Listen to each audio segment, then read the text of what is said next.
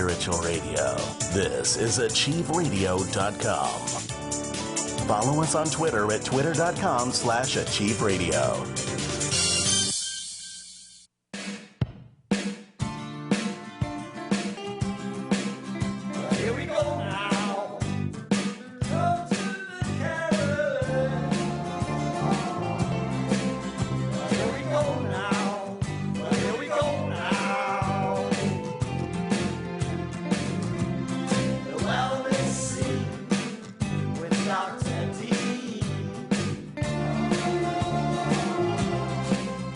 Here we go now. Here we go now. Go to the Carolyn. The wellness scene with Dr. D. Welcome, everybody, live with Dr. Carolyn Dean here on achieveradio.com. Thank you, one and all around the world and here in our very own U.S. of A. for tuning in tonight to hear the wonderful wisdom of Dr. Dean along with her incredible wit, smiling, captivating, charming, charismatic personality, and all of her wonderful medical advice that she dispenses on a weekly basis, advising those who listen what she would do if she were in your position. And, of course, reason she would know what to do is because she's been doing it for 50 years, using her skills as a doctor and also her wisdom and her training as a naturopath to use nutrition, nutrients, exercise, fresh air, all the good stuff, laughter to boost the body, the structure and function of the body, and to enable people to live an empowered and powerful, healthy life. We're happy to have her here with us this evening. Before I bring her on, I just want to say that, as I said, even though she is a doctor, and not just a doctor, she's an author of the Magnesium Miracle, that she will be giving, again, her thoughts on what she would do if she were you. All right? So listen, I'm happy to have her with us this evening, and I want to bring her on tonight. Welcome, Dr. Carolyn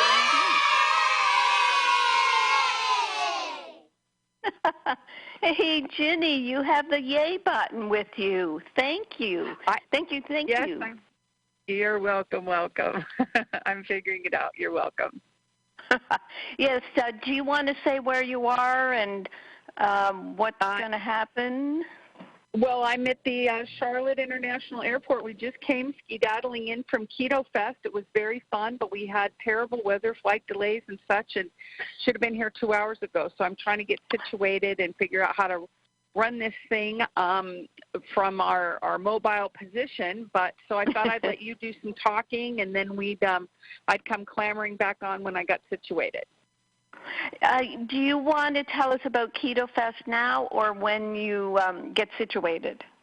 Well, I can talk about it now. It was really, really great, Carolyn, as you know, and Dr. Dean having started all of our kind of plunge into the ketogenic diet, and she started experimenting with it last year, reading the work of Dr. Jason Fung and other notable doctors who are now recommending this as an alternative program for type 2 diabetics in particular, but also just a really effective weight loss program. And so she experimented with it herself and decided it was going to be valuable, recommended it to some people, and actually wrote the protocol that we use, which is in her book, Reset Your Ideal Weight. It's on drcarolyndeanlive.com. And everybody's been having great success with it. As a matter of fact, Carolyn, I haven't even gotten a chance to tell you, but our good friend, Ruth, that we know and love, has lost over 45 pounds since she started. Yeah. Oh, my. She's having she's following your protocol perfectly, and she's having tremendous success.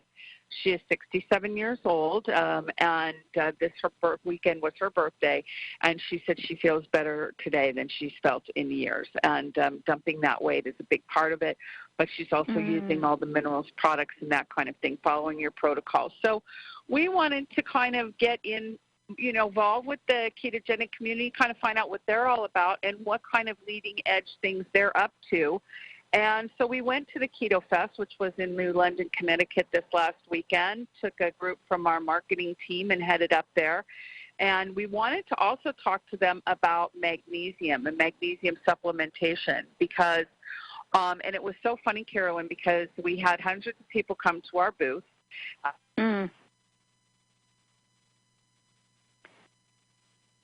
We lost you, Ginny. We lost you. Bob, can you find out if we're still on or if we got lost?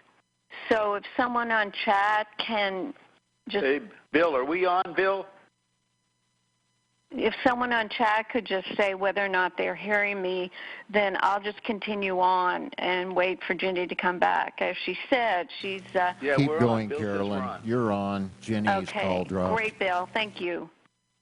So what Ginny wrote in the midst of all this weekend up in Connecticut at the Keto Fest, she wrote the blog for this week. And the blog is What Your Leg Cramps May Be Telling You. And it is about restless leg syndrome, but there are also many other leg cramps that people can have. I used to have the Charlie horse leg cramps. And Ginny took a blog that I'd written a while back, and here's what she wrote. And this you can find at drcarolyndeanlive.com, the weekly blog. So she says, the journal Neurology published a paper called Prospective Study of Restless Leg Syndrome and Total and Cardiovascular Mortality Among Women. And when I blogged this, I said, this study proves to me that your leg cramps are telling you that your magnesium deficiency is serious and needs to be remedied. Why? Because I've seen countless people eliminate their symptoms of leg cramps / restless leg syndrome when they take ReMag. And when people have magnesium deficiency, they are at risk for heart disease. The highest amounts of magnesium in the body are in the heart. So if there is magnesium deficiency, the heart is at risk.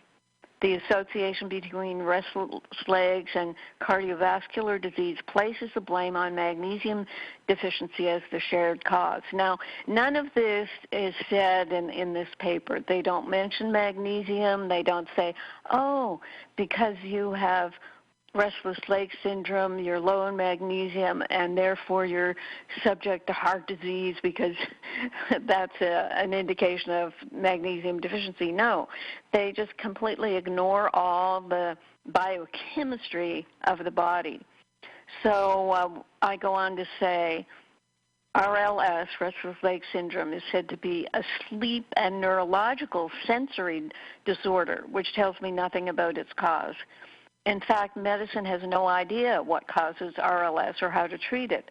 This latest study just makes people with RLS more anxious because they have now been told that there's no cure for RLS and that it increases their risk of heart disease. RLS symptoms occur at rest, lying, sitting, and they include creeping, crawling, tingling, pulling, twitching, tearing, aching, throbbing, prickling, or grabbing sensations in the calf muscles. It can occur in other places, but mostly the calves. The result is an uncontrollable urge to relieve the uncomfortable sensation by moving the legs. Some research shows that people with RLS may suffer from iron deficiency. And I've heard that bandied about forever. And when I looked into it, I found out that a Professor Nordlander, who came up with this theory, admits that only 15% of the RLS clinical population appears to have a peripheral iron deficiency with a serum ferritin of less than 50. Yet 25 to 50 is said to be the optimal level for ferritin and indicates you don't have iron overload, and taking iron would increase iron toxicity in the body. So that's a little bit of gobbledygook, but this 15% of our RLS clinical population has peripheral iron deficiency. That's probably the percentage in the general population. It's got nothing to do with RLS. And what happens is when people who don't need iron take iron, that can cause problems in the body.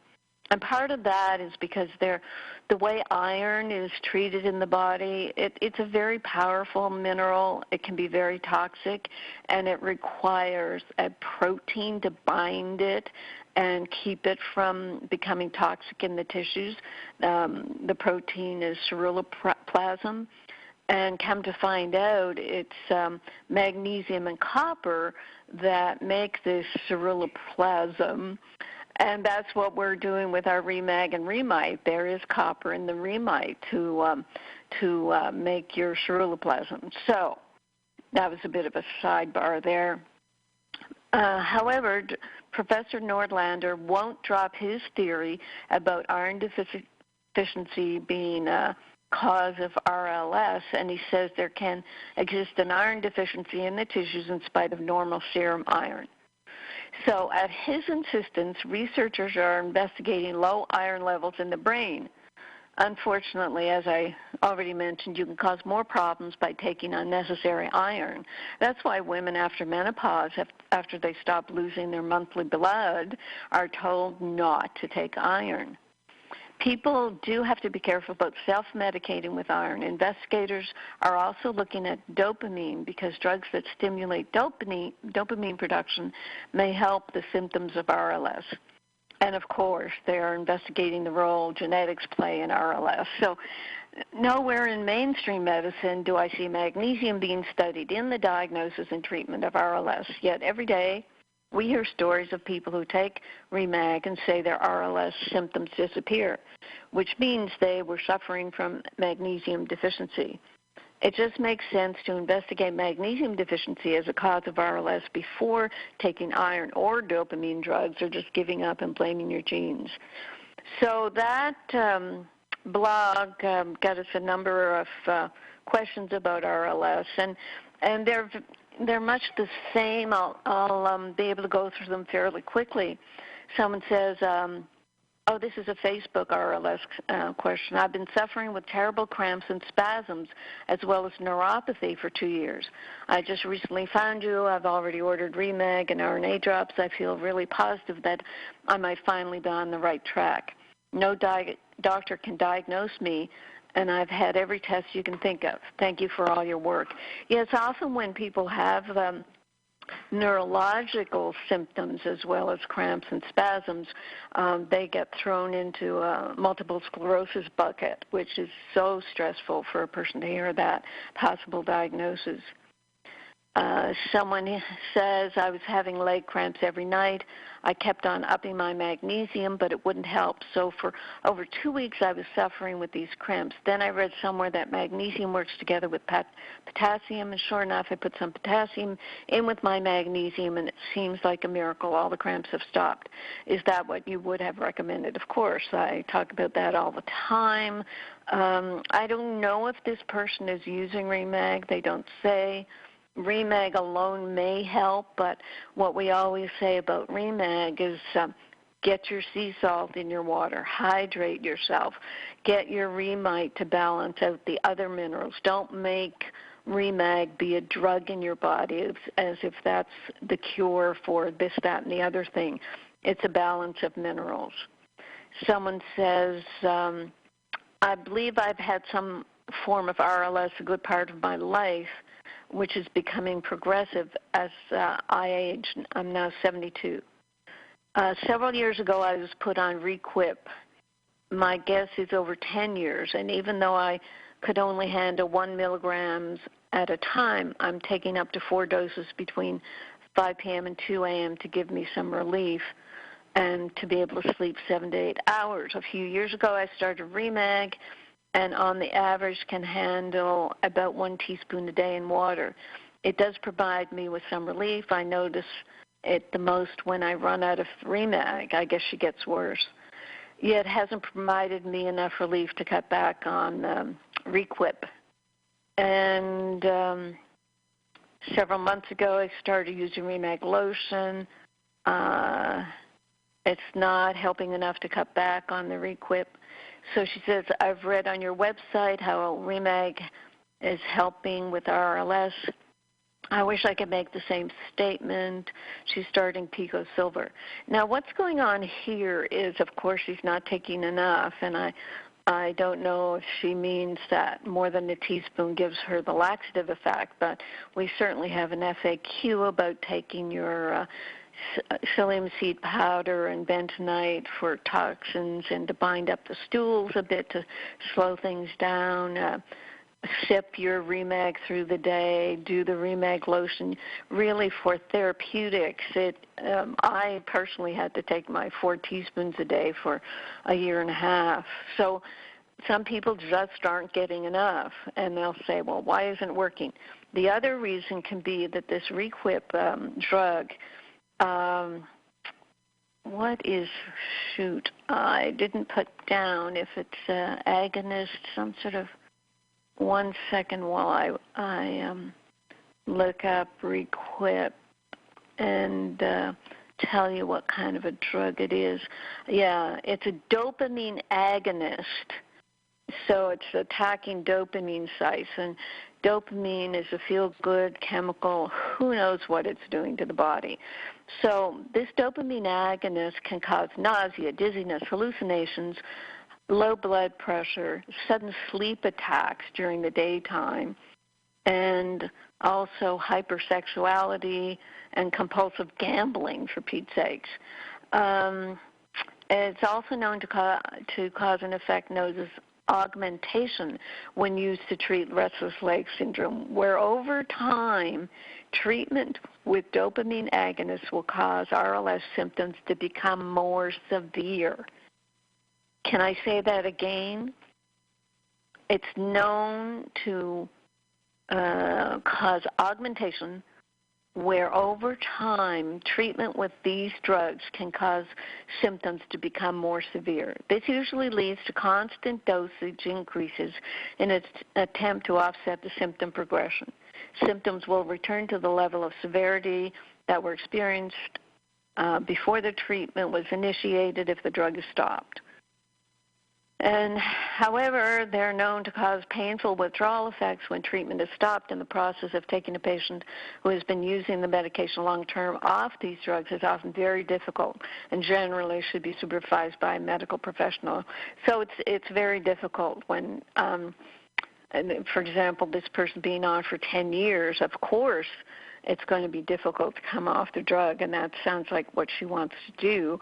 And it's not going to happen on such low doses of ReMag, and it will also require the remide, the potassium, maybe some calcium, balancing all the minerals. Next question. I've been taking remide for a year now. I've had a hair analysis done. My ratio of magnesium to calcium is good. Ratio is low of both of them to potassium. I can't seem to bring it up, and I have nerve problems and leg cramping. And that occurs when she gets too much body work like chiropractic, craniosacral, physio, energy healing, getting or giving the symptoms get worse and the leg cramps come back. Been trying to figure this out.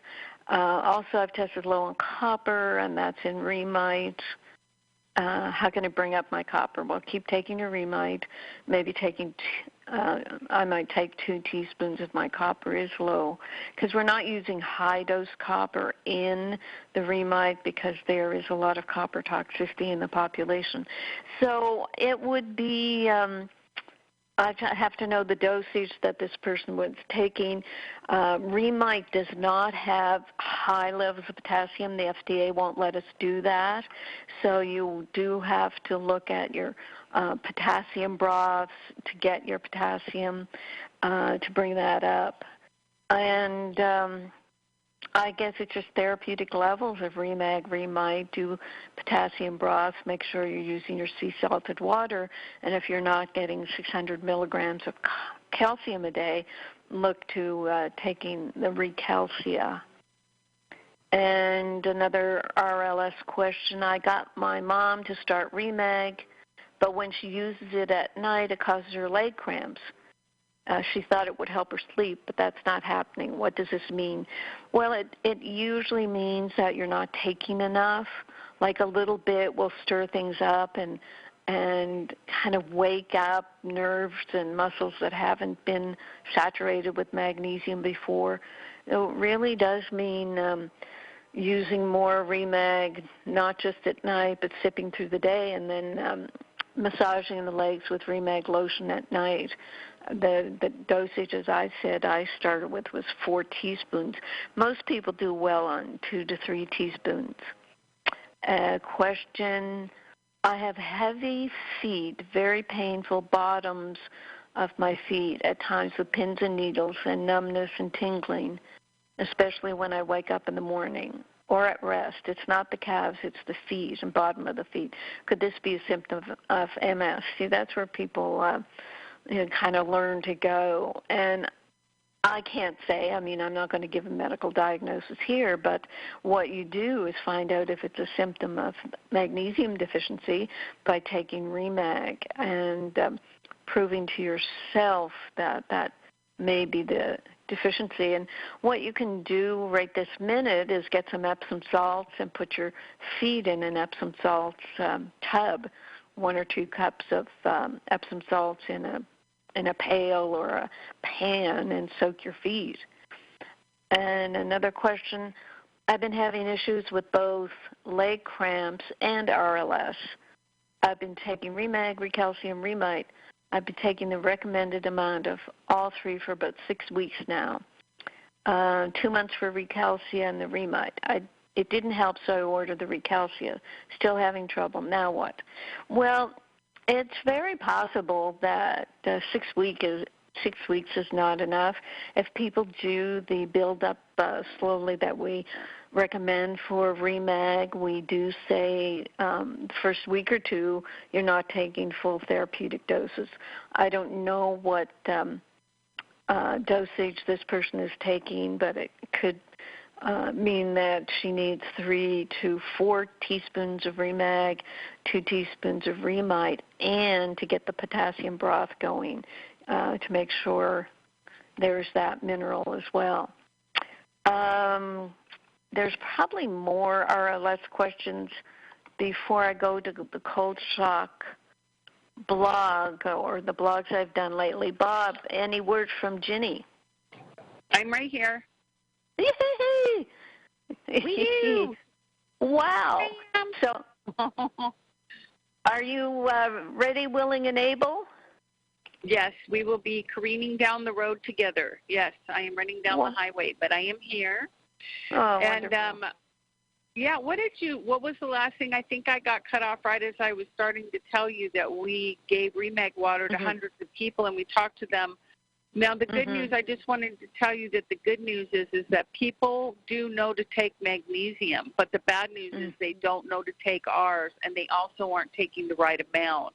And I'm even hearing that on the questions that you're reading, and we had the same thing, and even it was so funny because, and we had people talk about the excruciating leg cramps that they started to have after they went on the keto diet, to the point of tears type of thing, which kind of prompted what I kind of opened up, the show with, because leg cramping is so common with so many people, and yet they just only take, we'd say, how much are you taking of just the regular, not our product, just any, 200 milligrams, this, that, and they don't understand how much they need.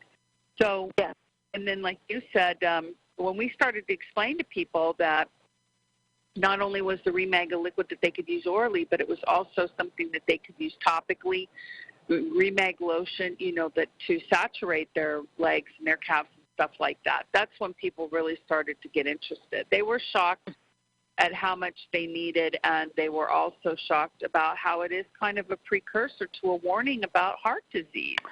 Oh, because, my gosh, yeah. Right? If it's coming out of your legs like that at night, then it's the next place is it's going to be coming out of your heart. Isn't that right?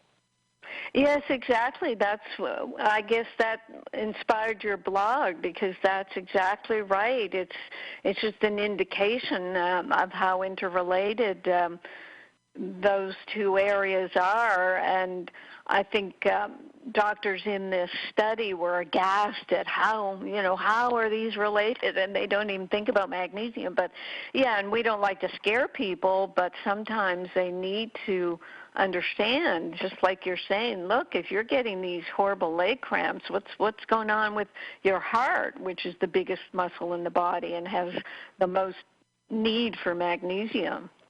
Carolyn, if you're right, and I think you were, medicine is real simple. Yeah. It's real simple. Yeah. Having problems is not an issue. It's amazing. I know. To be able to define it this way and say, look, it's mostly mineral deficiencies, and the most important one is magnesium, but you shouldn't stop there, and then yeast overgrowth with all the co-infections is the next layer. And it's like people, sometimes they get it, and then they move on. And they move away from magnesium as being such an important factor, precisely because they just use the laxative magnesiums. Even the magnesiums out there that say, oh, this is the best non-laxative, like the magnesium glycinates, that was the, quote, non-laxative magnesium. Of course, I'd take one pill and be in the bathroom all day. So what happened is most of these doctors who like magnesium, like the thought of magnesium, they read about and say, yeah, that looks great, but they start recommending it, and they say, well, it causes a laxative effect. Maybe you're already saturated. Well, with me, what am I going to do with half a magnesium pill? So they turn to other things, and I think that's what's led to this craziness where people are looking at their genes and looking at, and I don't mean to put people down who have these conditions, but they're looking at, is it all gluten? Is it all histamine allergy? Do I have a copper toxicity? What about my iron? And people will go off on tangents on all these sidebars of their health, and it's just dragging out their recovery because they're not back focused where they should be on magnesium. And, a lot of practitioners, they shy away from my ReMag because we didn't make it a wholesale item right from the beginning. We didn't jack up the prices, double the prices so that people could practitioners could buy it wholesale. We're working on a way to work with practitioners right now because we realize that it is keeping it out of the hands of a larger population. But Bob's right. It's very simple if you break it down to minerals and yeast, and you deal with them, and you get, 90% better. And then if there are things that need fine-tuning, you find a good doctor and you fine-tune. But you start off with these basics. So there. When we were at the festival, there was a gal who worked there who was in a support role, and she had been talking to us about how her legs were cramping up. And so we said, well, look, use some ReMag. And so we gave her some ReMag water. She came back 5 minutes later. She's like, my legs are still cramping. I'm like, oh, Lord. She said, so I put my CBD oil on my legs. Mm.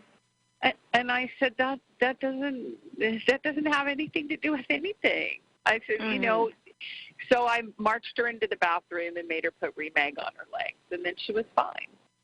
Mm. So not only are they not, they don't understand the basic premise, but then kind of, it's just whatever port in a storm, whatever they can kind of get their hands on, that's what they're using. So I really feel like we did a great job of educating people there. And, of course, you wrote a great paper outlining the really important principles of why the magnesium. I said, we had, here's your book, a big book with 600 medical references. And we're like, here's the part that pertains to you right here, right now, with these key points on the ketogenic diet. as far as insulin resistance, cholesterol management, diabetes, weight gain, keto flu, all these other kind of aspects.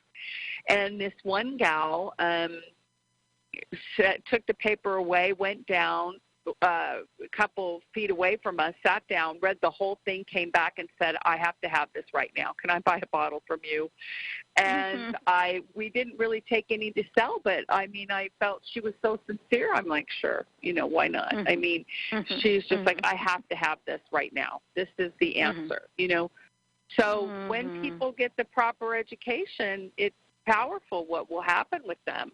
It's just that individual attention and that kind of thing. The other neat thing from the Keto Fest, and then we'll press on, is that in Zurich, Switzerland, I guess last month, the powers that be, our equivalent of the FDA, ruled in the favor of a ketogenic diet for a treatment for type 2 diabetes. So now there is a precedence in the world that ketogenic has been medically proven to reverse type 2 diabetes. And they are leading the way of insisting now that this become a standard of care in their country. And which country was that again? Zurich, Switzerland. Switzerland. Oh, Bert's over there. How'd it go, Bert? That's probably Bert's influence. That's right. That's wow. Bert's energy over there. Yeah, so they were really, really, really, really thrilled because, there's a lot of doctors that have been working very diligently to not only make the public aware of what their options are as far as type 2 diabetes, but also to be able to have a governing body state that this is a medically acceptable strategy for reversing diabetes, and then ultimately start to fold that into the standard of care in their country is huge. So, it's a precedent that's very important. So that was really, really exciting news, and everybody was really bubbling and brimming about that. Right. And well, that only applies in Switzerland, right? Yeah, but that's going to help everybody, Bob. We can point to that because the corollary of that is there have been several doctors who've been sued and attacked, mostly by dietitians, dietetic associations, for assuming the role of a dietitian, for practicing outside their specialty. They have actually been sued for doing the ketogenic diet for diabetes, if you can believe that. So it's very important to have that precedent.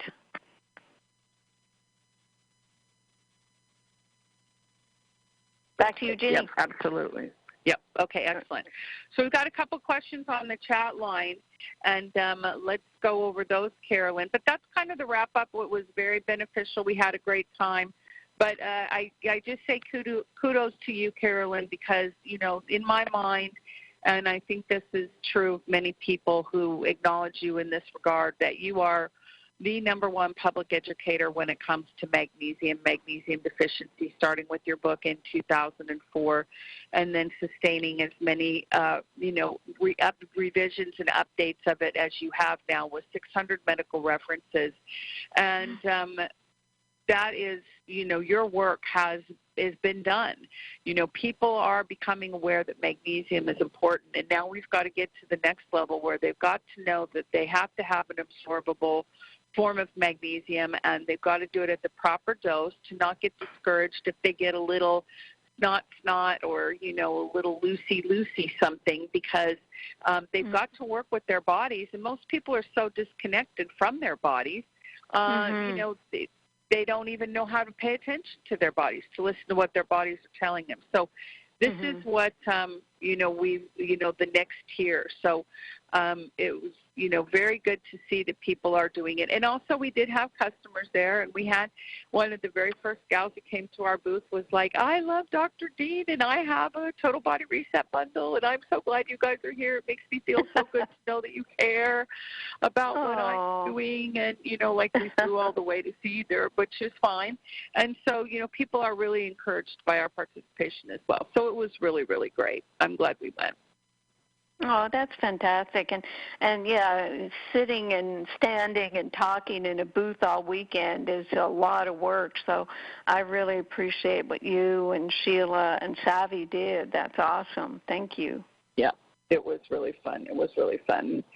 Sheila lives up there, so it was great. She was seeing her mom and stuff, and it was fun. All right, so let's go to the chat line. And also, you know, if you're on the chat line and you've got questions tonight, you are equally invited to call in and talk with Dr. Dean. 602-666-6027 is the number to call tonight. Again, that's 602-666-6027. And sometimes it's really good to call and talk with her because then you get the straight scoop for yourself, and she can kind of interact with you on how many, you know, what products you are taking at what dose and this kind of thing, and what is the background to how you may be feeling and what other kind of suggestions she has. So if you don't want to call in, that's fine too. We'll read your questions over the phone. So let's start with Jenny, who types in and says, I've heard colloidal silver is a broad-spectrum antibiotic, but I think you've said that pico silver can be taken daily without the need to take a break. Did I get that right? Does it not have the same effect as an antibiotic? No, and what you should do, Jenny, is go to drcarolyndeanlive.com, and I think Jenny has placed a silver report, a third-party silver report up there for people to really get an incredible sense of what we don't use colloidal silver. We're using a picometer silver, and that is a standalone ion of silver, stabilized ion of silver. And what you'll read in the report, they talk about a nano silver, so that would be equivalent to what we're working with. And what they say is tests over decades, many decades, have shown that a good nano or pico silver will seek out infectious organisms and won't damage body tissue, and it won't damage body the good bacteria, the good probiotics in the intestines. And yes, I would continue to say that you just use pico silver periodically. The FDA won't let us say that we're using silver as an antibiotic, but we use it to boost the immune system. I'm using it in the yeast detox, and it is a week on and a week or more off.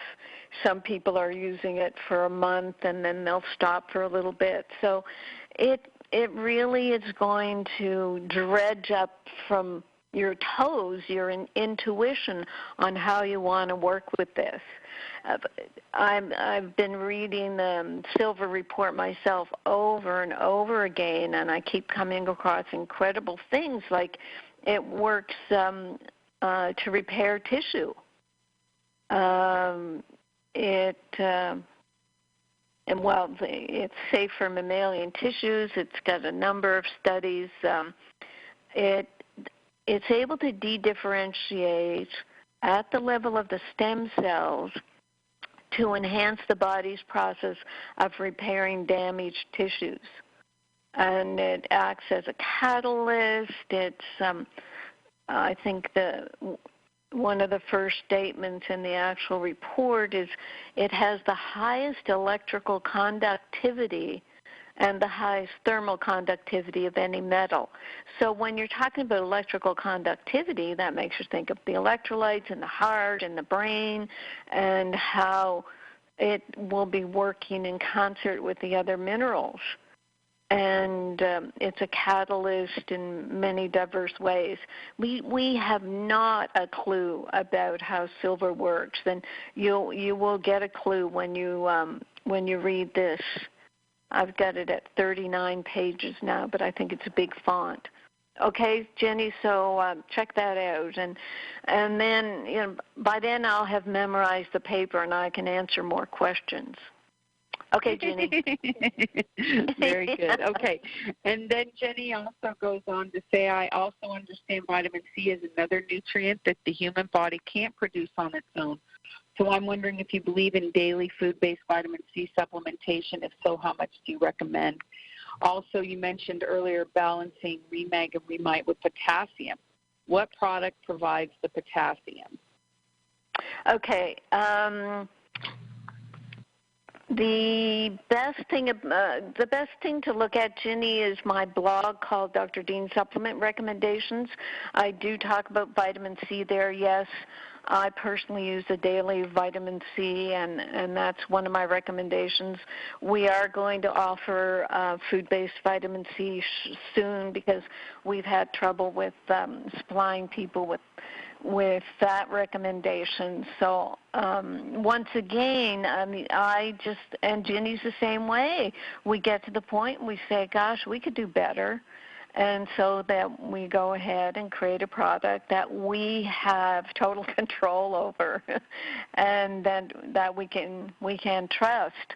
Now, I have trusted the vitamin C that I have been recommending, but sometimes their supply chain falls apart. The remite only has, in a daily dose, I think it's only the FDA recommendation of 99 milligrams. When you think of the RDA of potassium being around 5,000 milligrams, the only way to get potassium supplements actually is on prescription. So rather than go there, I tell people to make a potassium broth, which is just a lot of very good high potassium vegetables, including potato rinds, potato peels, which are high in potassium. The thing about potassium and magnesium is that if you don't have enough magnesium, even the potassium in your diet is not going to be properly absorbed. So you may be taking enough potassium in your diet, but you're not absorbing it properly without your ReMag, without having enough ReMag. So hopefully that makes some sense, Jenny. Over to you, Jenny. Yep, it does. Yep, it does make sense, I think, hopefully. Okay, and then let's see. Mary typed in, I'm concerned about getting a mineral imbalance by taking ReMag and remite. Since you said potassium is low, could you reiterate where to get accurate testing? For some reason, I'm having flu-like symptoms, and I backed off everything today. I also finished a bottle of silver, and it has not helped these flu-like symptoms. So I kind of encourage Mary to call in maybe and talk with you because we need to know kind of like what she's taking and this and that. So, Mary, if you have called in, you've got to hit *5 on your keypad so I can know that that's you on the phone, and then I'll take you off hold and put you on the line with Dr. Dean, and you can just talk with her. Carolyn, the flu-like symptoms, and what customer service would encourage you to look at, Mary, is are you suffering from some yeast overgrowth, for example?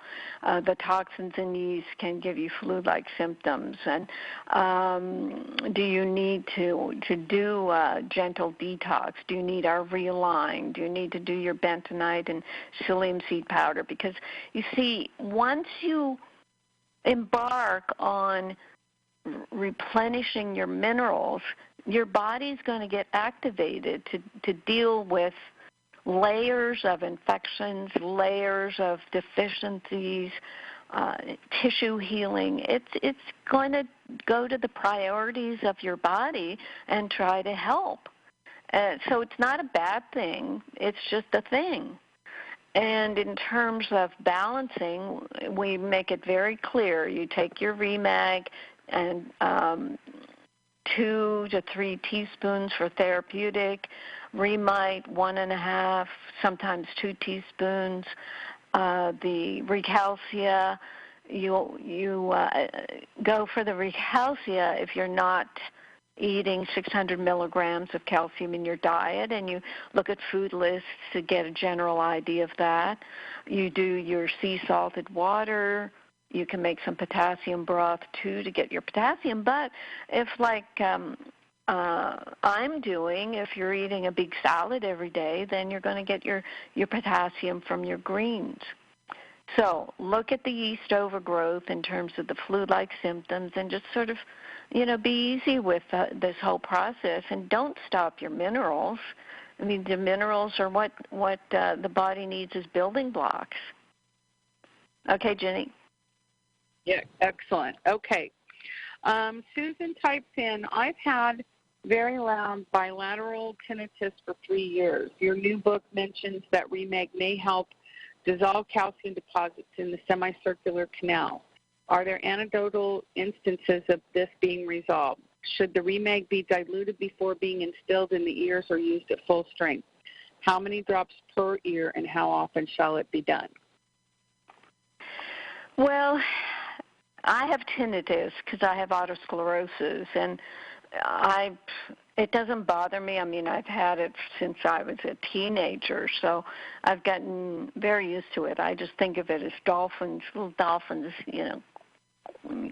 quirking in my ears. So I know some people it really bothers, especially if it's just started in the past, recently.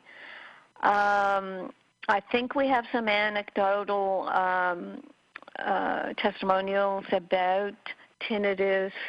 I haven't seen any studies. I did have a problem putting full-strength ReMag in my ear. It caused irritation and itching because it's very concentrated. And so I don't know what dilution to use in the ear. Personally, if I had if I was going to use something in my ear, it would be the Pico Silver, because I'm wondering if the tinnitus there is a low-grade infection as well as the buildup of calcium. And I think that's all I'll say for now. To dilute the ReMag, I might use a quarter ReMag and 3/4 water. And I would make it either boiled water or distilled water. And Ginny, have you come across tinnitus testimonials? Yeah, we do get a lot. We do get a lot of testimonials of people who say it's usually, 6 to 8 weeks, something like that. It's not an overnight sort of situation. It's mostly people who just take the ReMag orally. They're not trying to use it therapeutically in their ears. They're just taking it orally, and that process is, adjusting, them biochemically in such a way that, there is a lot of nerve endings in the ears as well. Sometimes we get that same testimonial with ReMite, and we've also had it with the RNA drops. So there is some kind of a frequency adjustment that's coming with our products. Maybe it's electromagnetic. We've had several testimonials about the Pico Silver helping people with the ringing in their ears. And again, not as a direct application, just like something that freaked me out. All of a sudden I realized my ears weren't ringing anymore. So I think, again, as you said, Carolyn, it's not something that you can just say, oh, yes, this is for that. It's something where it's just like, wow, wouldn't that be a cool, extra benefit of the other benefits that I'm going to receive by using these products that are biologically appropriate for so many functions in my body.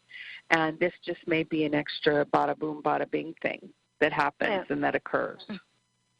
Very good.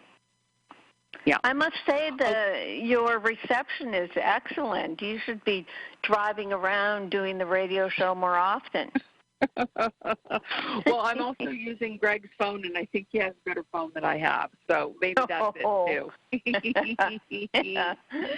Thank you, Greg.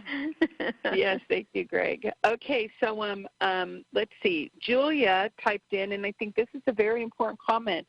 She said, to add to your earlier discussion, and this is when we were talking about are people misinterpreting their symptoms, their magnesium deficiency symptoms, as being quote-unquote other things. Julia typed in and said, to add to this discussion, my quote-unquote histamine intolerance hives that she's had for 3 years went entirely away 2 weeks into taking ReMag. Oh. Right? Okay, hello.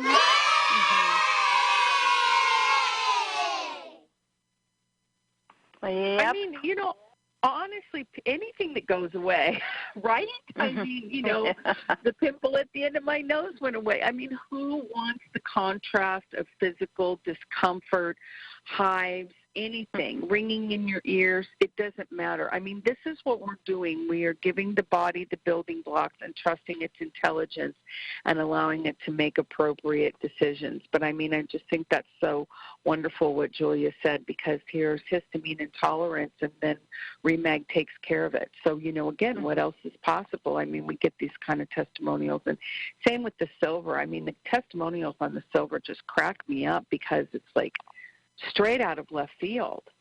Backs and, cartilage and healing tissue. Oh, okay, so here's something.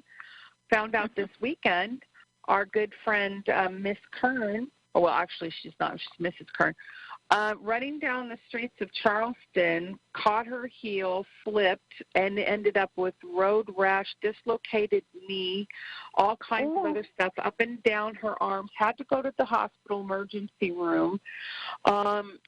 Just so happened to have gotten Pico Silver 2 days before, decided starting to take it that day to deal with all this problem, the road rash and everything and all. Yeah. She said it was unbelievable the way her body, it just all went away. I mean, the skin just healed up, zoom, zoom, zoom, zoom, just zipped right up. You can't tell anything happened, no scarring, no nothing. I mean, just incredible. Tissue repair. Tissue repair, Yeah, stuff is just amazing. Yeah. Okay, let's see, where else? And then we've got this one from Catherine. My mom has been diagnosed with lower motor neuron disease. She has drop foot. She's on high blood pressure meds for 5 years, and her feet are swollen and purple. The doctors give her no hope of recovery, and have told her to take her last trip. Well, I don't know what that means. That sounds terrible. She's otherwise very healthy. Oh, last trip to the doctor maybe. Could this... No, last vacation. Her last vacation. Oh, Lord. Could this simply be oh, my gosh. What? Could this simply be a magnesium deficiency from blood pressure medicine? Question mark. Wow. Let's look it up. I don't know if you've looked it up, Catherine, but when you add up the side effects from drugs, you will find up to 200 for each drug. So anything is possible. I'm not seeing anything jump out at me on just a quick search, but what I would say is it's a possibility that the blood pressure drug certainly is going to reduce your magnesium, and since magnesium is necessary for the muscles and the nerves, then she would do well to be taking the ReMag to at least replace her magnesium and see what that does. There's absolutely no downside in working with the minerals. But you could Google yourself. You can go to, I think it's scholar.google.com or google.scholar.com and actually search the medical literature for motor neuron disease and drug side effects. And you could probably just prove to yourself, oh, yeah, there are, and then you go from there. Very good. Excellent.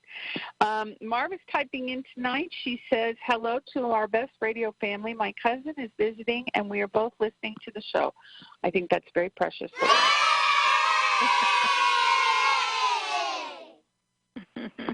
Thank that you. Is what everyone should do, is force their family to sit down and listen to Dr. Dean on the regular basis. That's what we've done to our family, and they're turning out beautifully. Okay. Yeah. He's had surgery on both knees, and I'm introducing him to ReMag. He's unable to move his left leg, and he can only move it about 90 degrees. He's all excited about using the ReMag, should he start with the ReMag as well, adding it slowly? Yes, absolutely. When you think of what selenium does for the knees in all kinds of, it's mostly in young people, but I can't imagine it would be any less helpful in older people. So yeah, absolutely. The sea salted water, the ReMag and the remedied, and think about the Recalcia as well. And just knowing that the body has a blueprint for perfect knees, and you can get them back. When I dislocated both my knees, I dislocated my fibula, the little bone on the side of the legs, popped them right out, rollerblading. And I was hobbling around. I knew what arthritis was when I was hobbling around for a year and a half as I was rehabbing my knees, and now I'm fine. I mean, people laugh at me in some of the Cleared Up with Carolyn videos where I'm sitting there in a yoga posture, and I'm not trying to be cute or anything. They just sit me in this chair that's so high my feet don't touch the ground, so I have to sit up there. And I realized, I can do a perfect whatever yoga position with knees that used to be terribly dislocated. Hey, Carolyn, Excellent. That was Margaret and Bill. We'll be back with This before? of Live with No, sorry. coming back. Top of the hour. Right, top of the hour. Okay, we'll be back bye. in a minute, everybody.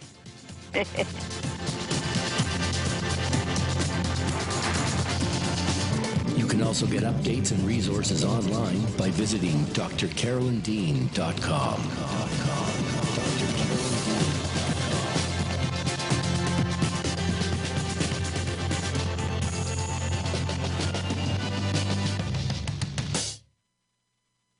AchieveRadio.com. How's your mama now?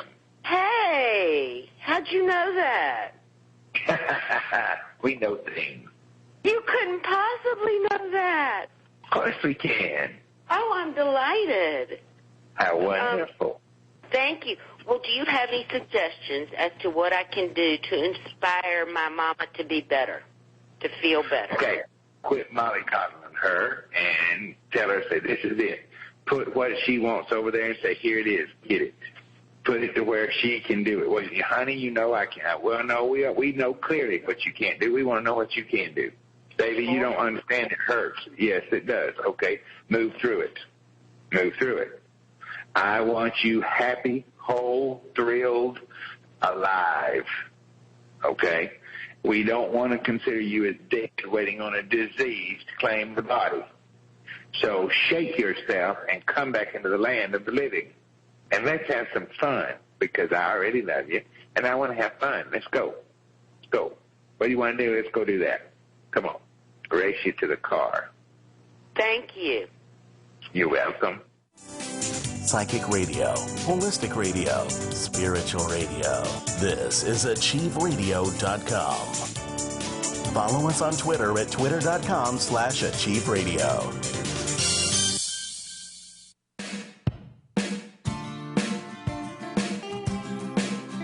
Here we go now. Go to the Carolyn. Here we go now. Here we go now. AchieveRadio.com. How's your mama now? Hey, how'd you know? All right, They got everybody, aborted. welcome back. Hour 2, and Dr. Carolyn Dean live here on AchieveRadio.com. A little technical difficulty, but not a problem for us. We're here, we're ready, we're live, we're rolling, and returning for the second hour. Carolyn, I just want to let everybody know. Margaret, hey, just Ginny, pick it up from the end.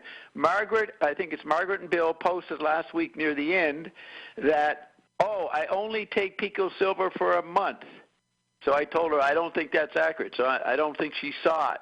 So if it was her, Margaret, ask about or understand Pico is meant to be indefinitely consumed, Carolyn? No. Yeah, I tried to clarify that. This is where people have to use their intuition. You may take it for a month. I might be taking 1 teaspoon twice a day for a month, and I might stop for a week or two, and then I might start up. Everybody can do it differently according to what their immune system seems to be asking them to do. How does one tell? They ask themselves, how do I feel today? Do I feel I need some Pico Silver? Read the special report. See what it does. See what you want to, quote, experiment with. So it's applicable to all kinds of things, and you don't really, why not keep taking it? What's the danger? Well, Bob, because let me just tell you what the danger is. The FDA does not have a daily requirement, dietary requirement for silver. Therefore, we cannot say that. So there is no FDA requirement for silver, a daily RDA. So therefore, we can't say take it every single day for the rest of your life. It's inappropriate. Okay. Yeah. Good to know. Mm-hmm. Thanks, Bob. Okay, so we're back. All right. Carolyn, let me ask, here's an interesting question. Does quinine help leg cramps? That was an old remedy. I don't know if it does. I think it must have because it was used so much, but I wouldn't put my faith in it. Right, because and plus it's really hard to find, I think, anymore. You know, you can't get quinine in the store for just your own purposes, even if you wanted to enjoy it, like, you know, in a beverage or something. You used to be able to get quinine water. You can't get it anymore. Okay. Yeah, I noticed, quinine and FDA approved only for treating malaria, sold with a warning against using it to treat leg cramps or muscle pain because it increases the risk of bleeding and heart rhythm disturbance. So it's not, isn't that interesting? Very interesting. Yep. There's those old wives' tales told by old wives. Yeah, okay. Let's see. And then we've got Mary saying, if you listen to Keto Evangelist webcast at the KetoCon convention that was held in Austin, Texas in 2018, there were a lot of doctors there trying to come on board and learn more and what some of the doctors have already accomplished with their patients. So she, and also they're afraid of losing their license, and this has to do with the standard of care and what we were talking about earlier. So she just said that the podcast will give you a lot of insight. And yes, there's a lot of people doing great work in the keto community, Mary. We agree. And there are doctors, as Carolyn said, taking risks and making bold statements and writing books. Carolyn, and you're going to be talking with Dr. Fung, too, as well. Yes, it's quite interesting following him. He's been doing this for, I think, about 7 years. It's the type of thing that a lot of bright, focused doctors who want to help patients, they'll be doing their specialty. He's a nephrologist for a decade or so, see that they're not helping anybody, and then try to find the answers. And if you follow his blogs, he sounds more and more like me every day. He's like doing my death by modern medicine topics as he comes up against the horrors of modern medicine. And it's very interesting because these are allopathic doctors who realize maybe from their own patients coming to them and say, look, I'm on the keto diet. My diabetes is gone. And they're the doctors that perk up and say, oh, my goodness. And we wish that would happen with the doctors that our customers see, because they'll go in and say, well, my blood pressure's gone and my atrial fibrillation is gone. And the doctor may say, oh, yeah, what are you doing? And they'll say magnesium, and 90% of the doctors will say, well, that's not possible, and say, move along, nothing to see here. So it's very interesting times, and it is wonderful that these doctors are putting themselves on the line. I mean, I don't know if Dr. Fung has read my Death by Modern Medicine book, but it's going to be interesting to see his reaction when I tell him, well, I'm one of the first ones that spoke out against sugar, and what happened to me, they came after me tooth and nail and finally removed a license that I no longer had in Canada just to show their power over anyone who went outside the standard practice of care, anyone who had the nerve or the audacity or the chutzpah, or was just a plain rebel like myself. So, yeah, it's interesting times. And nothing has changed, okay? Nothing has changed. They attacked me for sugar. They're attacking doctors for doing a ketogenic diet. And I don't know if in general, I don't think there's going to be any change. Maybe in particulars, these doctors will get off when they say, well, Switzerland, okay, the diet. I don't know, but think of the horror for a doctor that has to sit in a courtroom and defend the fact that he tells someone to stop eating sugar, because that's what they're doing. They're telling people to stop eating the sugar that creates high blood sugar, that makes your insulin go out of whack, and the insulin makes you gain weight. And the only way you can truly get rid of diabetes and obesity is by stopping the sugar and burning off the sugar and the fat in your body.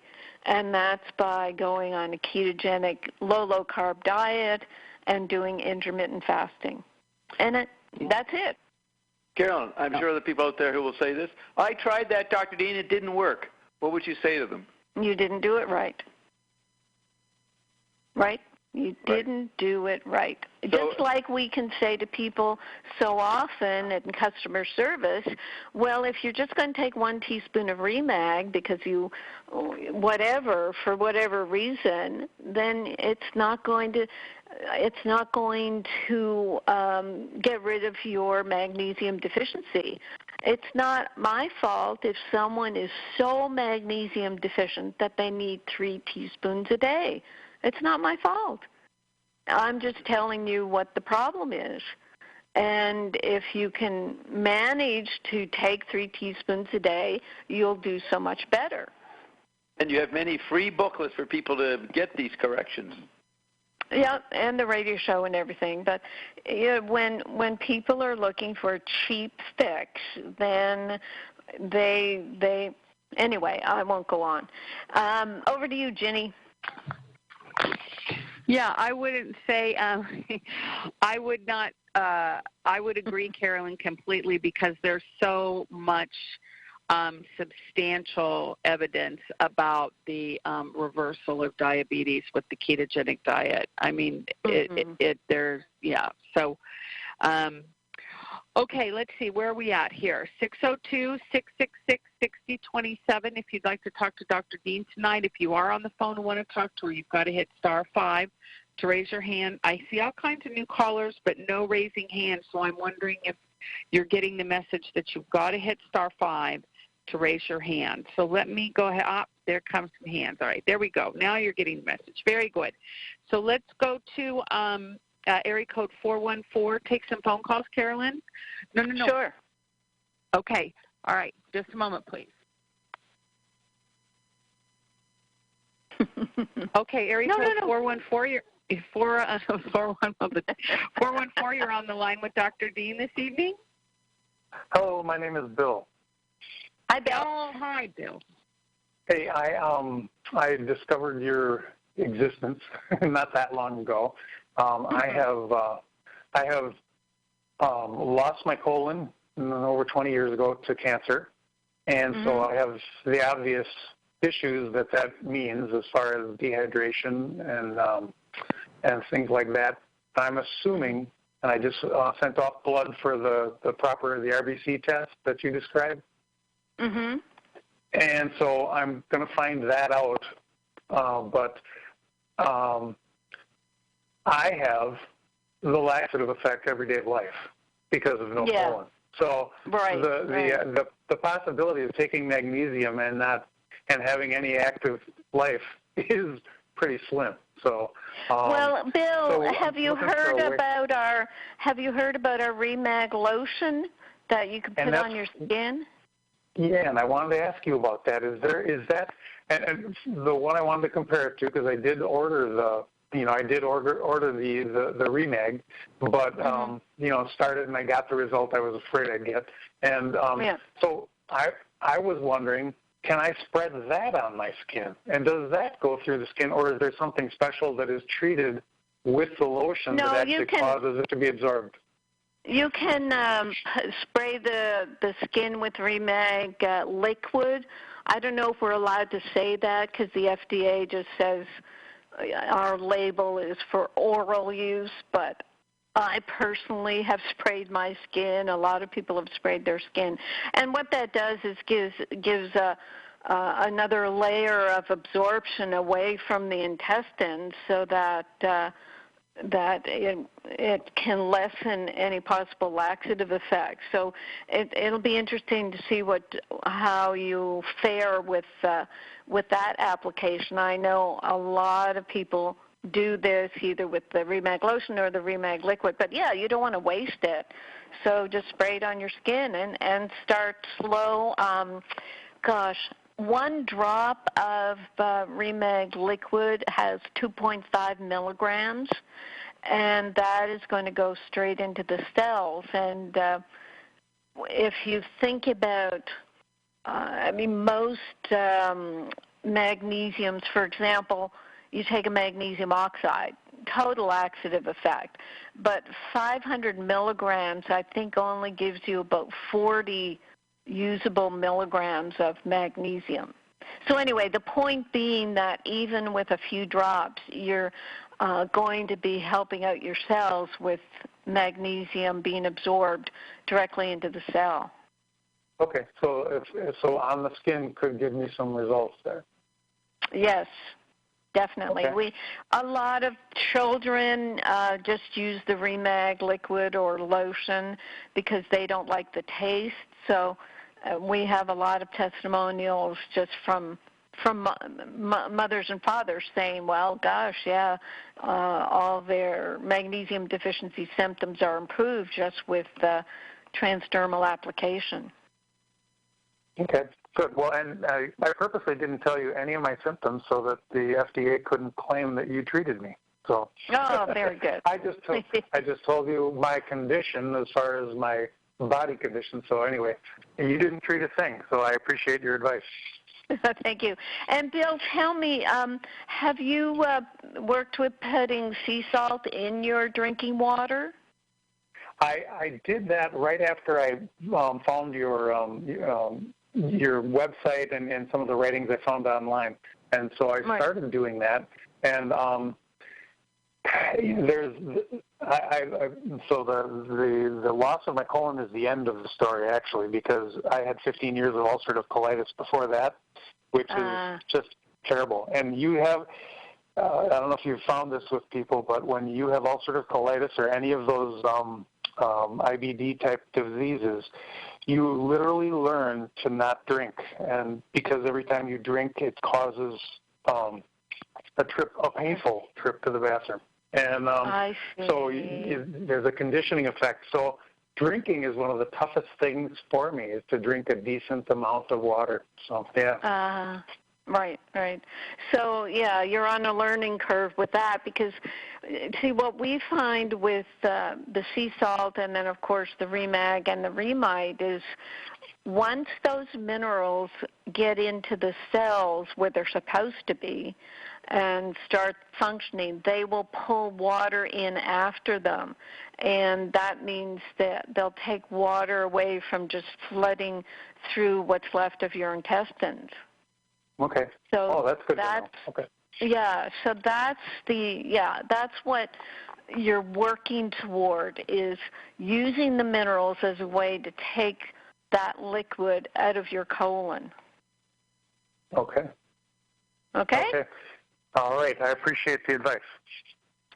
Thank you for calling in. I appreciate that. And keep us posted, Bill, okay? I'll get you an update once I start to do things a little bit more, concise and get a plan. Okay, great. Thanks, Bill. Thank you. Take care. Bye-bye. Outstanding. Live with Dr. Carolyn Dean here on achieveradio.com.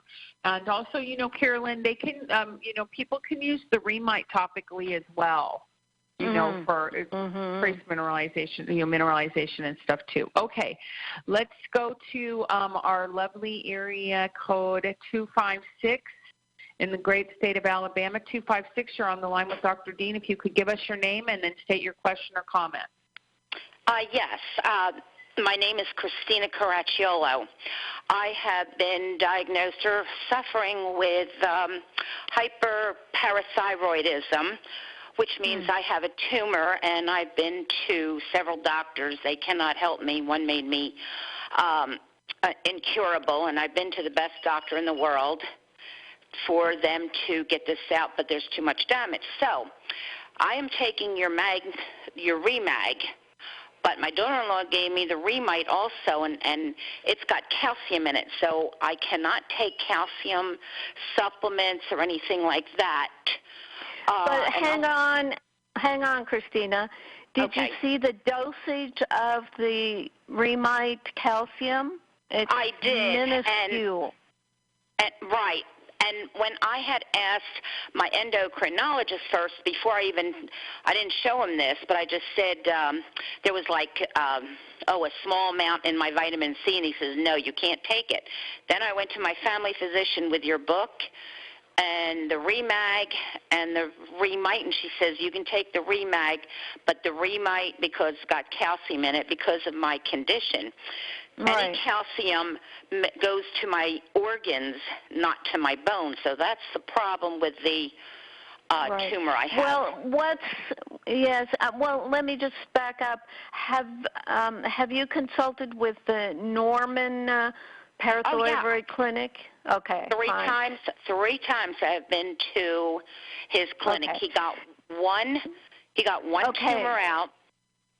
But this doctor in Huntsville, Alabama, screwed me up so bad. I mean, he sent a letter to him, told him that, he basically shouldn't even be practicing. Okay, let's not go there. There. So what you're going to do then, what's your serum calcium levels looking like? The last was 11.9, I believe. Right. Yeah. Okay, so that's why they're saying no calcium. So I agree. And now what you're going to do is the experiment with your ReMag to see if that can bounce your calcium out. Right? Right. I've been taking that now. I started it and then I stopped it because I was afraid. It felt like my heart was racing. And I was also on Cardiovascular and cholesterol medicine. Now I stopped that altogether. The Cardiovascular and the cholesterol medicine about a month or so ago, and I have not had any AFib since taking the magnesium. So, but I want to get those other minerals that you have in there. But what will happen, Christina, and this is, I guess I should personalize this, what can happen when a person takes the ReMag and gets saturated, it will neutralize, it'll help dissolve the calcium and the calcification, and I suppose the other thing you should do is take vitamin K2 to make that calcium go into your bones. Oh, really? Okay. Yeah. So look up vitamin K2 about how that works. We usually recommend a blue ice royal, which has vitamin D, K2, and vitamin A, but you should not take any vitamin D at this point either, because that's going to hold, Yeah. That's what Dr. Norman told me. I had to stop taking the D3. Sure. So you'll get some K2 to make your calcium go where it's supposed to in the bones and teeth. And each few months when you get your calcium level taken, it should be reducing, especially if you say that your AFib symptoms are less. So that means you're getting more magnesium and it's helping your electrolyte balance. So that's a very good sign. Yeah. Wow. Yeah. Yeah, my daughter-in-law's she's the one that sent me all this stuff, and I'm like kind of doubtful, but, I'm always going to feel horrible with this disease because you know what parathyroid tumor will do to you, and I've been suffering. Yeah, but don't even go there, Christina. Look at what you've already told us. You've gotten off 2 meds and all those side effects. Your AFib is coming, under some control. I mean, look what potentially you could do a heck of a lot. And I'm sure Dr. Norman and the group there said, well, check with us every couple of years because the way the throat and the air of the parathyroids looks, that could shift. And they could be able to do that tumor surgery. It's a benign tumor. It's, for whatever reason it is there. I mean, I might even say, and you probably don't know this about some of the things I recommend, but there's something called total biology, which is the conflict basis of disease.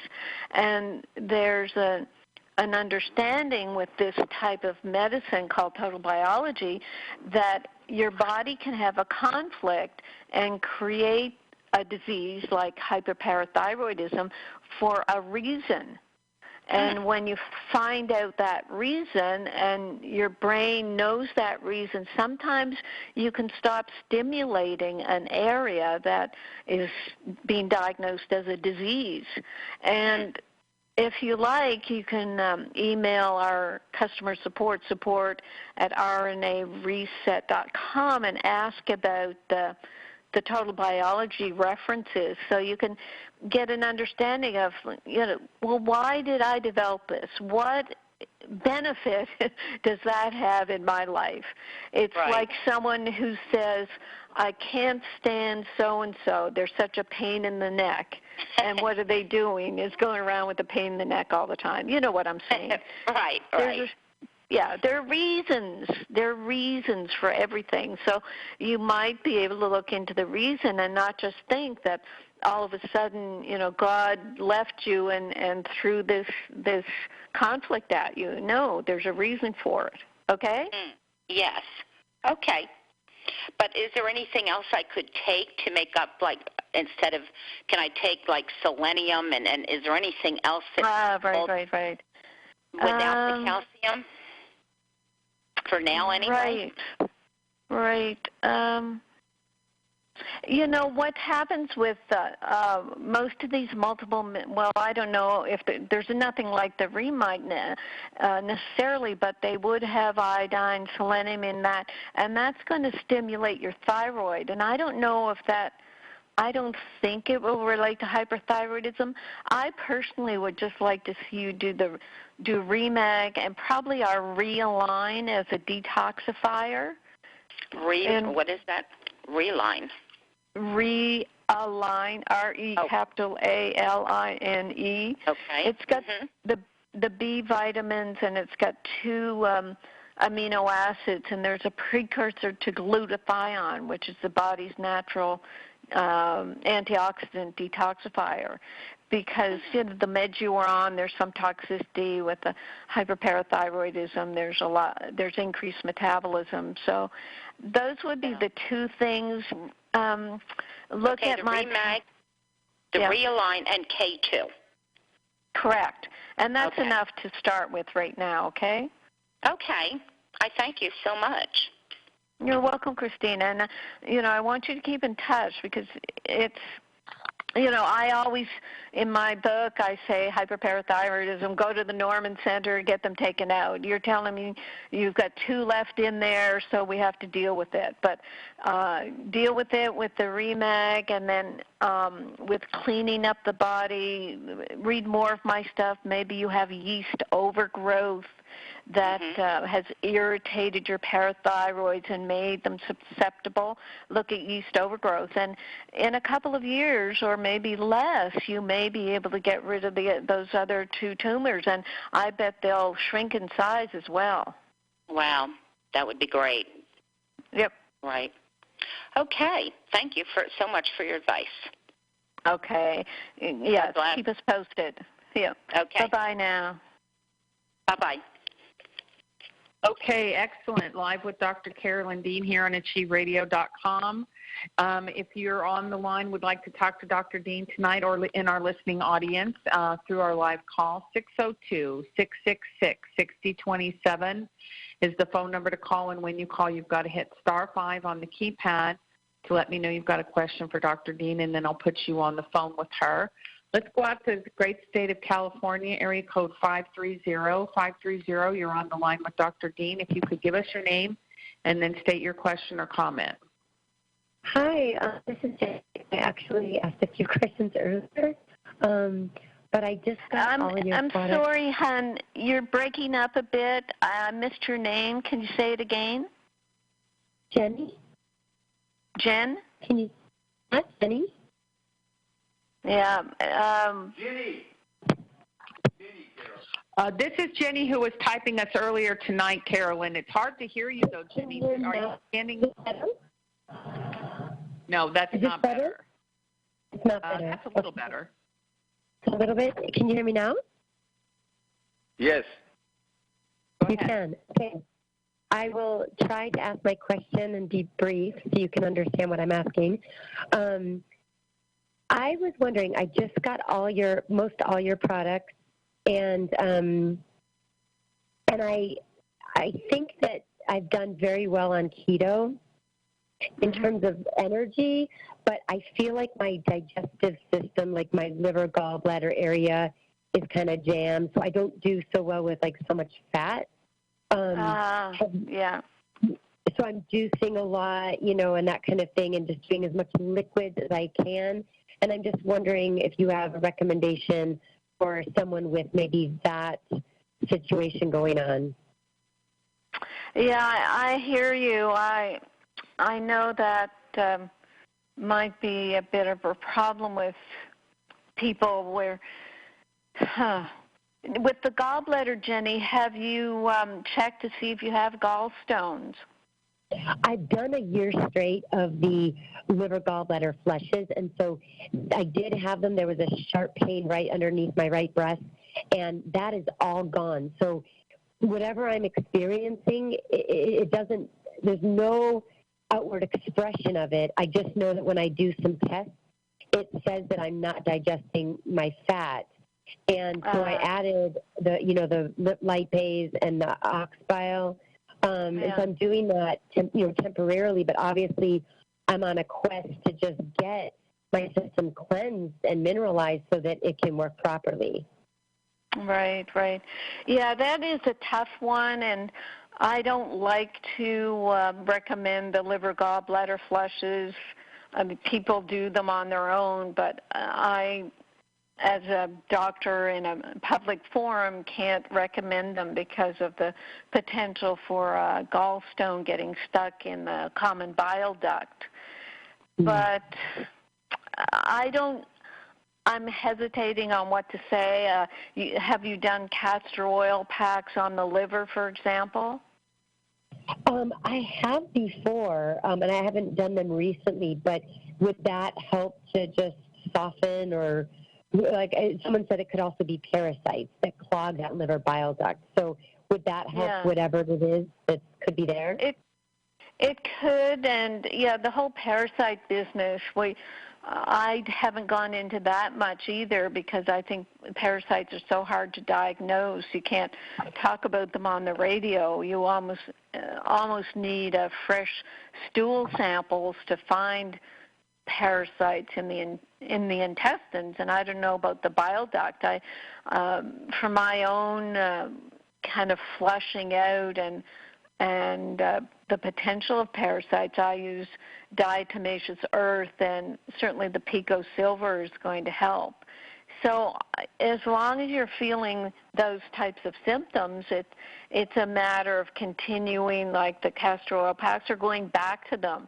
I know you say you did them in the past, but maybe it's time to rotate through them again. And they talk about the fatty liver that can produce these types of symptoms. But if you've been doing the keto and intermittent fasting, then supposedly you've gotten rid of that, the glycogen stores and the buildup and the fatty liver. But it might take much longer than you've given it.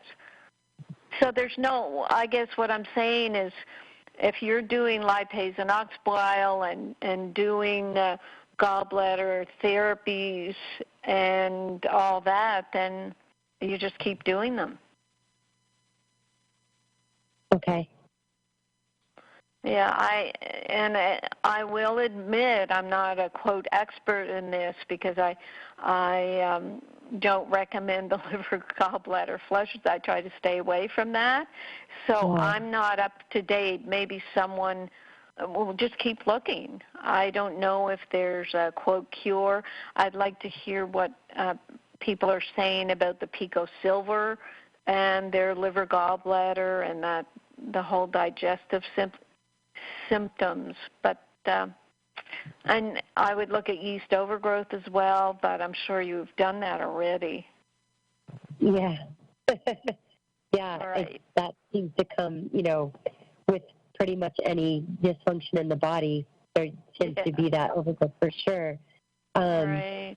Yeah, I just was curious if maybe this whole idea of remineralizing and really getting your body saturated would just maybe naturally take care of some of this stuff, or do you use some of these adjuncts as well?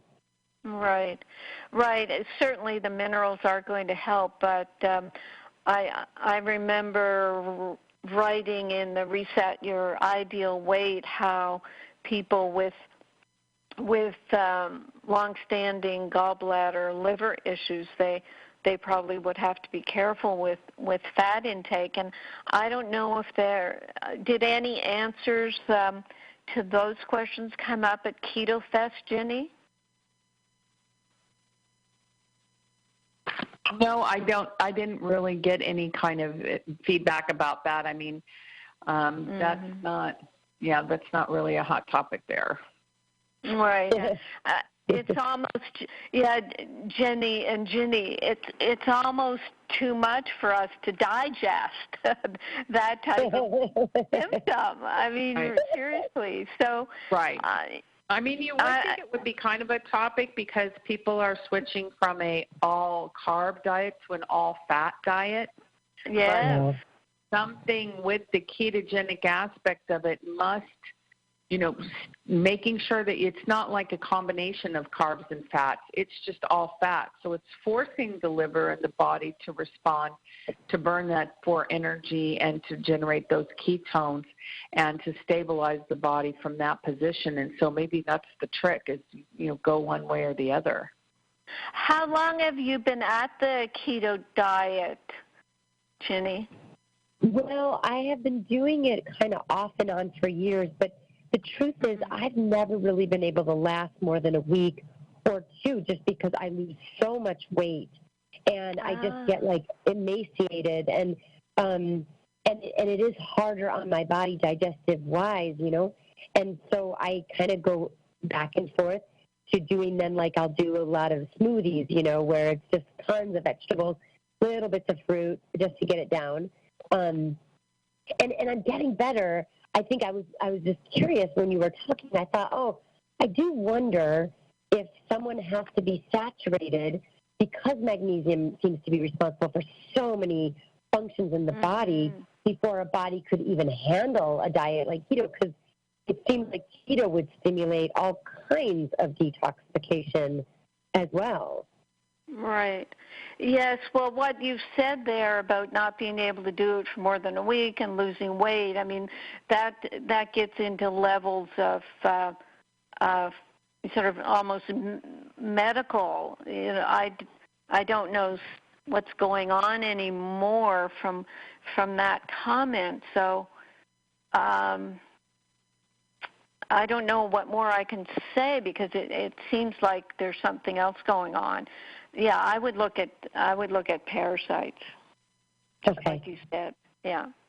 Yeah, definitely. The arrows seem to keep pointing back to that. So, okay. So, in regards to that, would you say? I don't know. I will look it up. I think someone said to blog your name and parasites. Is that something I would need to get saturated? Just keep doing your protocol and then do some kind of parasite cleanse? Well, I do talk about parasites just a little bit in my Reset the Yeast Connection book. That'll give you a little bit of information, but this is a difficult topic as well, Jenny. You've got two good ones on me here, where the best way to find parasites is with a fresh stool sample. So you need to have it's often a university parasitology department that will do that. It's very tricky to get proper diagnosis of parasites, and again, as a dietary supplement company with a radio show that's trying to support people, I can't put people on parasite cleanses. So, yeah, I'm afraid you're a bit on your own, but if you have true indications you have parasites, there definitely are good parasite cleanses out there. You know, the Hulda Clark and the whole black walnut and that sort of thing have done remarkable things for people. But then again, I'm not big on, like I said, the gallbladder liver flush.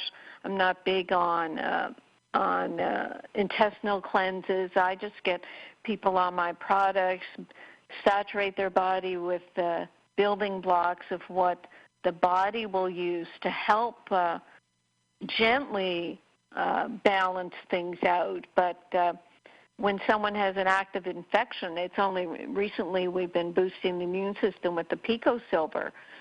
So that's sort of an addition that we're working with. But I know it's going to come to the point where I have to look more closely at parasites and also at poor fat digestion, because that's going to come up more and more. You know, we say with our products that we can help people with all their deficiencies up to about 90% of what's going on with them. But then the other 10%, that's where you'll put in the parasites and the true genetic disorders and even this fat digestion. Yes. Okay. Well, thank you. I appreciate you giving me your insight. I have been studying a functional medicine doctor. They didn't say where they brought it over from, but they have been having tremendous luck with something called Mimosa pudica. I thought maybe someone said something about South America. But anyway, it's Dr. Jay Davidson, and he does a lot of work with Lyme as well as parasites. So I've been kind of going back between yours and his, and I just thought I would try yours first in the sense of just building up my body, because even before I got your product, I had just started taking magnesium glycinate, and the difference is just unbelievable, just getting that magnesium in my body. I am astounded.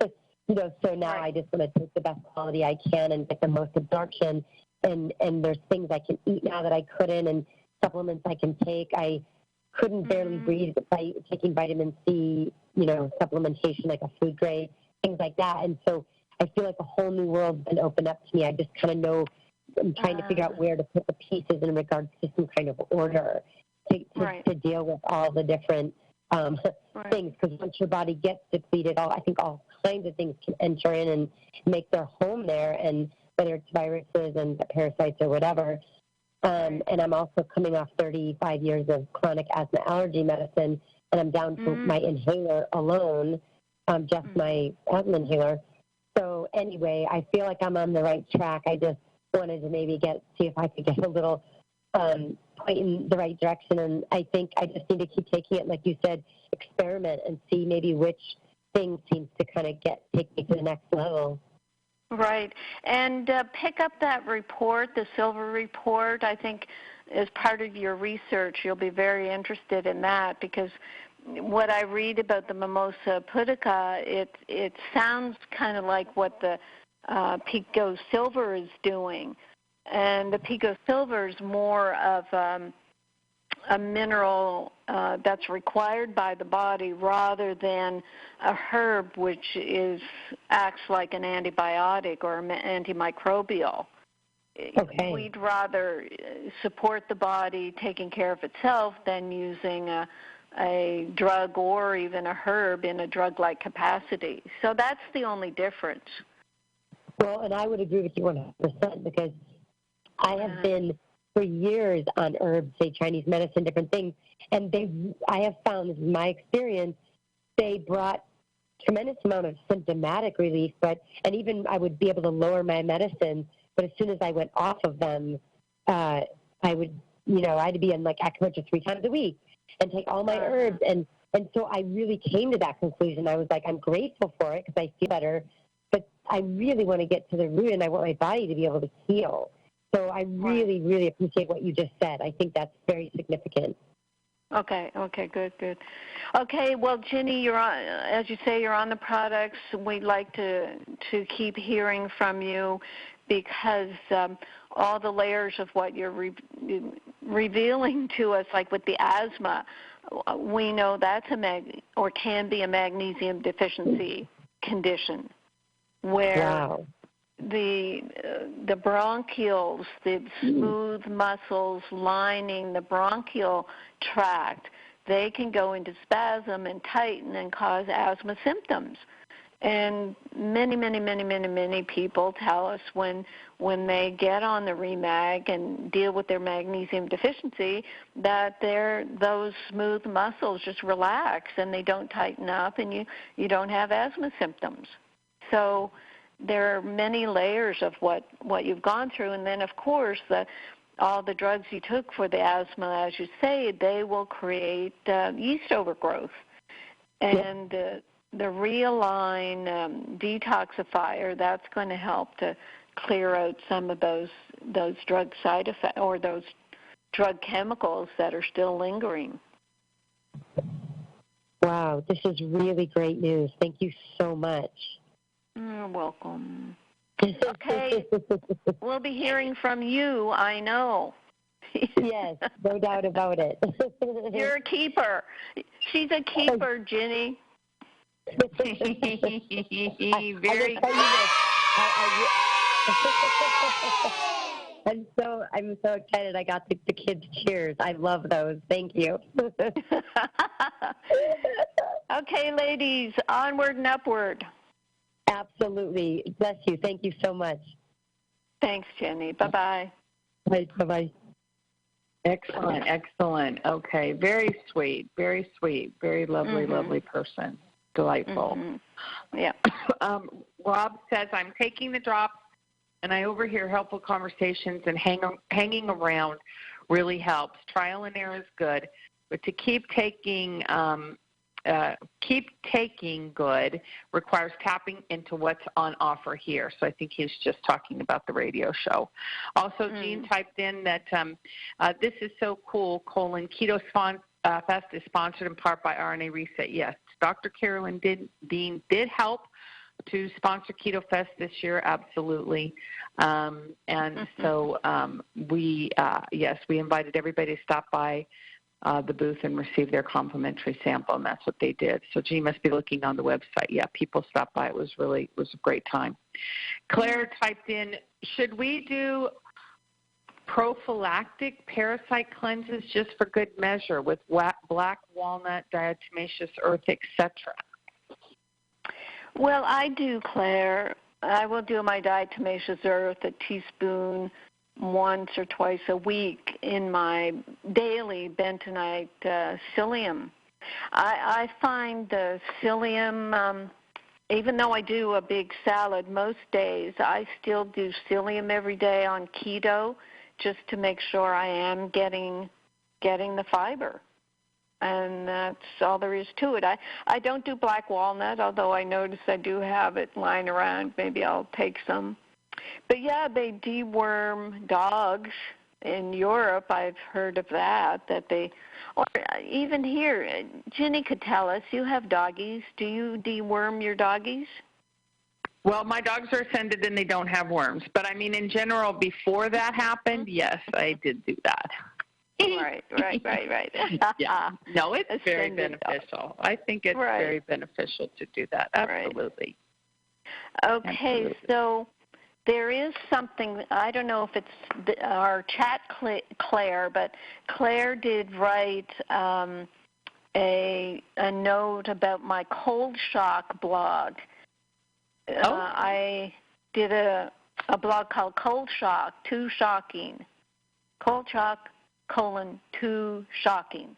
And what it is, it's a bit of a critique on a doctor who believes that doing cold plunges and even more extreme, like putting yourself in a bathtub with 40 or 50 pounds of ice, can be helpful for a lot of things. So I just, and it wasn't even tongue-in-cheek. I was just very concerned with these folks who get on there with their pet new therapy and make everybody think, well, this is the next best thing. And Claire wrote, "Thank you for this blog.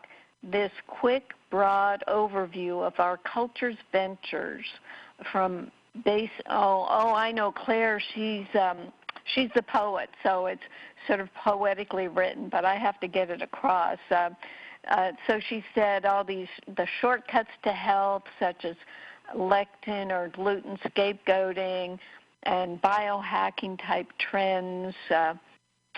Distrust in allopathic Western medicine is finally on the rise, but it's been a virtual heyday for countless snake oil salespersons, a.k.a. leading health authorities, with gratitude for your multiple gifts. And someone wrote to me as well about the Cold Shock blog that, the Dr. Krause, he's sort of, that the book you're quoting was 2013. He's changed since then. And it's like, look, I've been saying the same thing for, 35, 40 years. Things don't have to change. If you've got something, very basic and very focused, you do not just jump onto another horse. And actually, that's probably what inspired me to say earlier, people give up on magnesium and start touting some other reason that a person is ill because they didn't stop to create a non-laxative magnesium to really make magnesium run its course. So yeah, we got all these biohackers out there tinkering with their biology and using inappropriate labs or laboratories that don't even measure magnesium properly, for Pete's sakes.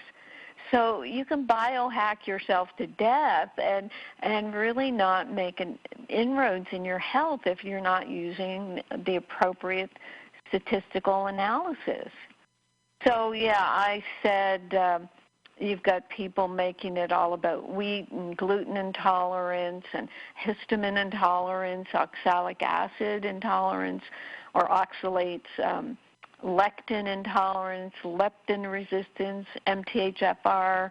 It just goes on and on and on, where people have avoided looking at really clarifying one important aspect of their body, which is magnesium saturation. And partly it's because I own the formula to ReMag, and nobody else has access to it. So anyway. Ginny, over to you. I'm getting all caught up in my rant. Oh, no problem.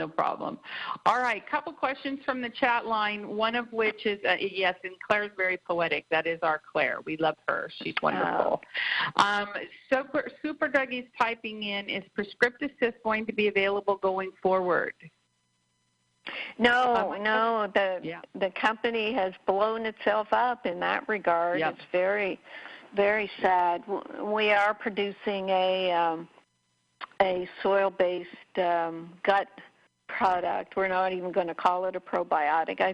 I think, what is probably happening is that medicine wants, allopathic medicine and drug companies want to take over the probiotic world.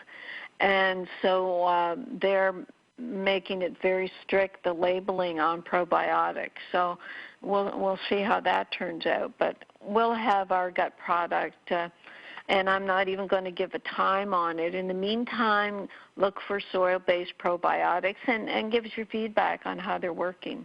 We recommend Restore and the Garden of Life soil-based probiotics. Dr. Axe has a soil-based probiotic. Oh, and here's something I wanted to put in before the end. On last week's show, Shane asked, when you take more ReMag for increased dairy intake, is it because of the extra calcium or the yeast? And what Shane's alluding to is dairy has lactose, the milk sugar, and any sugar, including lactose sugar, will stimulate yeast overgrowth. And what I failed to say last week was the cheese I eat is non-lactose cheese, so it doesn't stimulate my yeast. And I have a list of non-lactose cheeses, and it's in some of my books. It may be somewhere in the FAQs on the websites, but the non-lactose cheeses are brick cheese, cheddar cheese, Colby cheese, dry curd cottage cheese, Gruyere, Gruyere, Havarti, Havarti, Manchego, who knows how that's pronounced, Manchego, Provolone, and Swiss. So there's a lot to choose from, and if you're allergic to the casein in cheese, then that's a different thing. Oh, and another note I made, I haven't gotten to hardly any of my mailbag, but in going over my total biology for someone the other day, I had this note from my total biology teacher.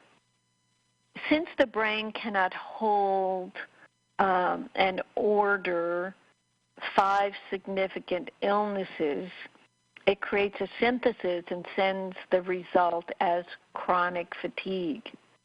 In order to have chronic fatigue, one must have 5 conflicts in the same situation or event.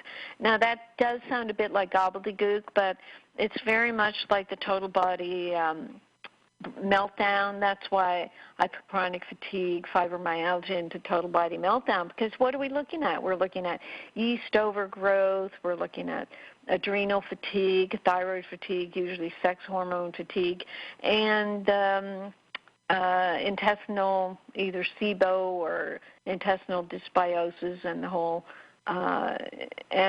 bacterial imbalance in the gut. So what total biology is saying, when you have all that happening, instead of the body, being able to give you the conflict based on each one of those, it just represents the whole mishmash as chronic fatigue. And I don't know if that helps anybody. What do you think of those words, Ginny? Does that make any sense? Yeah, no, I thought that was great. Absolutely. Sounds good. Okay. Okay, so tell me more about Keto Fest in our last couple of minutes.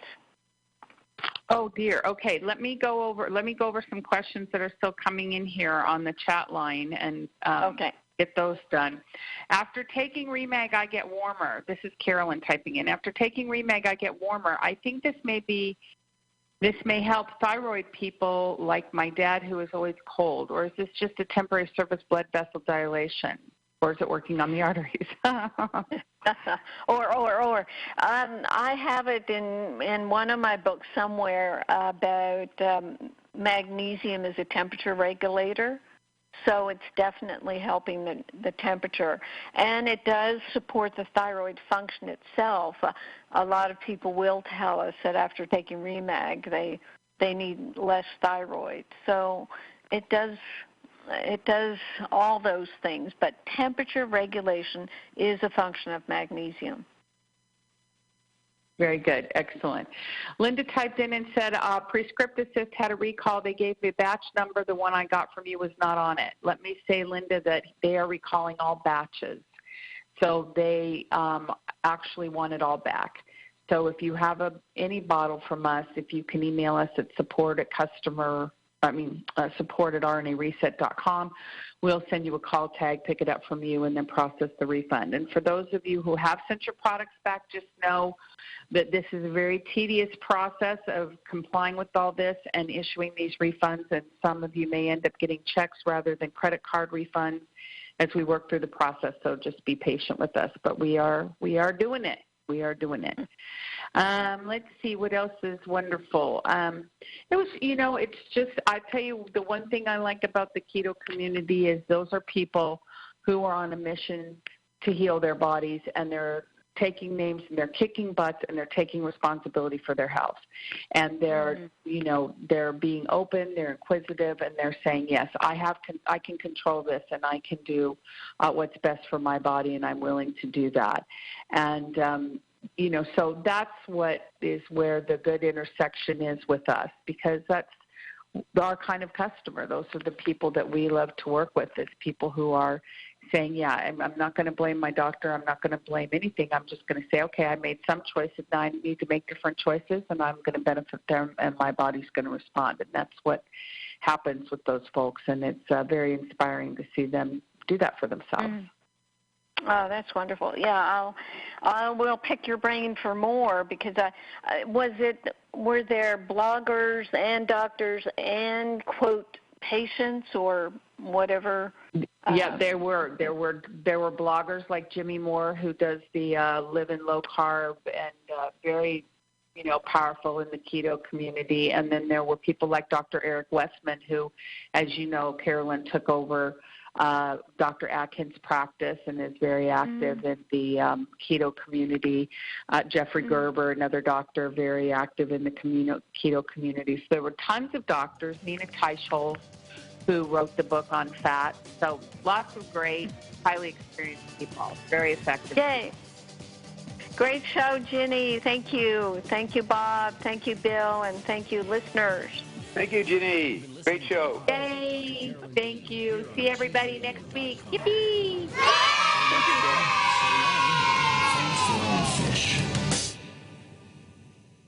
AchieveRadio.com. You're listening to AchieveRadio.com, the positive side of broadcasting.